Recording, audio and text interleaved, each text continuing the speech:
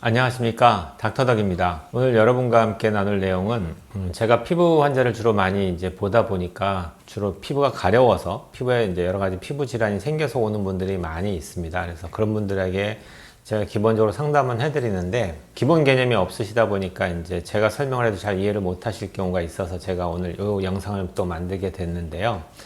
지금까지 제가 쭉 만들어 온 영상들의 대부분은 이제 환자들 교육용으로 만든다고 이해하시면 돼요. 그래서 아무래도 제가 많이 보는 환자 위주로 만들게 되겠죠. 어쩔 수 없는 거죠.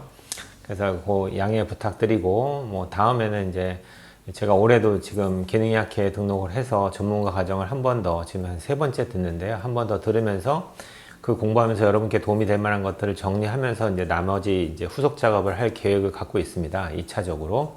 근데 지금 코로나 때문에 지금 모이지 못하고 있어가지고 지금 원래는 3월인가 4월부터 공부를 시작해야 되는데 지금 4월, 5월을 다 지금 캔슬을 했어요. 그래서 아마 6월부터는 공부가 시작될 것 같아요. 공부하면서 정리하면서 그때 여러분께 드릴 수 있는 중요한 정보들이 있으면은 그걸 정리해서 올리는 방법을 지금 계획하고 있고요.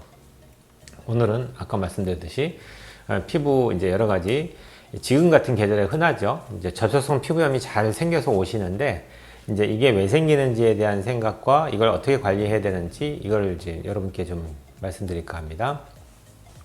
첫 번째로 피부 질환이 생겼을 때 이게 내부적인 내 몸의 문제 때문에 생겼느냐 그게 아니고 외부 환경적인 문제 때문에 생겼느냐의 구별이 되게 중요합니다. 이게 가장 큰 구별이고요. 대부분은 이제 바깥 환경적인 문제 때문에 오는 경우가 제법 많습니다. 근데 그거 갖다가 이제 생각을 잘 못하시는 개념이 있어서 제가 설명을 드려요. 환자 오시면 제가 제일 먼저 뭔가 접촉이 돼 생겼을 확률이 높다고 제가 설명할 때는 여러분들이 지금 뭐 엘리베이터 타고 올라오실 때 버튼을 누르셨죠? 눌렀다고 할 거예요. 그러면 손으로 누르셨죠? 대부분은. 그러고 나서는 병원에 와서는 제가 상담할 때 얼굴을 자꾸 손으로 만지면서 원장님 여기도 막 이상하고요. 여기도 막 이렇게 막 말씀하세요. 그러니까 그 손으로 얼굴을 만진다는 얘기잖아요. 근데 여러분들이 손을 하루에 몇 번을 씻는지 한번 계산해 보세요. 저는 의사니까 훨씬 더 많이 씻겠죠. 진료할 때마다 씻으니까. 근데 대부분은 활동하면서 거의 잘 안 씻을 거예요. 근데 이 손에 뭐가 묻는지 자기는 깨끗하다고 생각하시잖아요. 그렇지가 않아요. 예를 들어서 아까 그 환자가 오기 전에 여기 포항 저쪽에는 죽도시장이 있어요. 죽도시장에서 고등어를 막 파시는 아주머니께서 피부 질환이 생겨서 저를 찾아오신 거예요. 근데 오실 때 손을 대충 씻고 오셨어요. 고등어를 만지던 손인데 비린내가 나요 막. 근데 그 손으로 올라오실 때 엘리베이터를 꼭 누르셨어요. 그리고 그 다음 환자가 올라올 때 그 엘리베이터 똑같은 호칭을 딱 눌렀죠. 그러면 그 전에 왔던 고등어를 만진 손과 본인의 손이 만났어요, 안 만났어요? 예, 간접적으로는 만났습니다. 그 간접 접촉의 개념인데요. 그 만진 손으로 자기 얼굴을 만지면은 마치 고등어를 내 얼굴에 바른 거랑 똑같은 효과가 나타나는 거예요. 그걸 생각을 못 하세요. 그렇게 따지면은 어마어마하게 모든 것들이 폭로될 수 있는 환경이 생기죠. 여러분들이 돈 만지죠. 뭐 여러 가지 뭐 휴대폰은 한 번도 소독한 적이 없이 계속 사용만 하시고 어디 갈 때마다 테이블 위에다 계속 올려놓고 쓰시잖아요. 그렇듯이 우리가 몸에 폭로될 수 있는 여러 가지 원인들이 있을 수 있다라는 생각을 먼저 하셔야 돼요. 그러니까 나는 상상도 못하고 가보지도 않은 곳에 있는 물질이 내 피부에 닿을 수 있어요. 요즘 같이 또 마스크 끼고 다니시잖아요. 그럼 마스크를 계속 끼는 게 아니잖아요. 어떨 때는 벗었다 끼웠다 하면서 얘를 또 어디다 또 두기도 하고 그 과정에서 여러 가지가 마스크에 묻을 수도 있죠. 그 다음에 요즘 같이 또 꽃가루 이렇게 많이 날릴 때는 바람에 날려와가지고 묻을 수도 있잖아요. 그러니까 뭔가가 환경적인 인자 때문에 피부에 묻을 수 있다는 생각을 하셔야 돼요. 그로 인해서 피부가 가려운 거죠. 그럴 때 제일 먼저 제가 교육하는 것 첫 번째는 뭘 것 같아요? 절대적인 손 관리입니다. 씻는 것만 관리가 아니고요. 그 손으로 피부가 안 좋은 곳을 만지거나 이렇게 긁으면 절대 안 됐어요. 한번 이렇게 긁기 시작하면은 피부 소양증은 훨씬 더 심해지게 돼 있거든요. 그래서 긁을수록 더 가렵죠. 처음에는 시원합니다. 자극 때문에 시원해지는데 시간 지나면 더 가려워지는 거죠. 두 번째는 뭔가 접촉 때문에 생겼는데 그걸 모르고 자꾸 만지면 2차 접촉이 또 생길 수 있잖아요. 그렇기 때문에 제일 먼저 교육하는 거는 오셨을 때 손으로 환부를 만지지 마세요 이렇게 얘기합니다. 그걸 잘 이해를 하셔야 되고 아침에 일어나서 세안하시고 세팅이 다 끝나고 연고 바르고 보습제 바르고 딱 끝났으면 더 이상 손 대는 거 아니에요. 그리고 그 다음에 저녁 때 이제 다 활동이 끝나고 돌아오셨을 때 손부터 씻고 그 다음에 나머지 깨끗하게 씻은 상태에서 또 연고 바르고 보습제 바르고 끝. 그러니까 그 정도 피부 관리 하시면 되고요. 나머지는 제가 이제 약을 드리잖아요. 약 중에서는 제가 주로 많이 사용하는 게 연고제를 먼저 쓰고 도저히 안 될 때 경구제를 줘요. 어떤 분들은 이제 뭐 연고가 더 좋냐, 경구제가 더 좋냐, 뭐 이렇게 얘기하시는데 제 기본적인 상식으로는 병변에만 약이 들어가면 제일 좋을 것 같아요. 그렇지 않겠어요? 어디가 아픈데 그 아픈 데가 약이 필요한 거지 멀쩡한 데가 필요한 게 아니잖아요. 근데 여러분들이 드시는 약은 먹게 되면은 어떻게 돌아가죠? 예, 혈관을 타고서 온몸을 돌아요. 그러니까 필요 없는 곳을 다 가는 거죠. 그러고 나서는 결론적으로는 내가 여기가 가려워서 약을 먹었으면 여기에 약이 피가 통해서 가서 이쪽에서 약이 양리작용을 하는 거죠.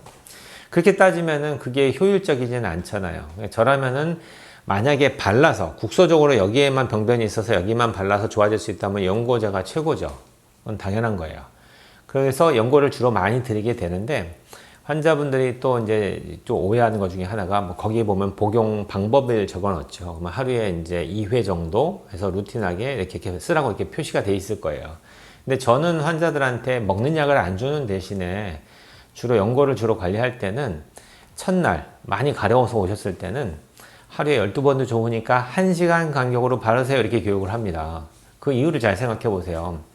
연고를 하루에 2번 바르라고 했는데 저 의사는 10번을 바르래. 뭐 이상한 눈을 쳐다보시죠.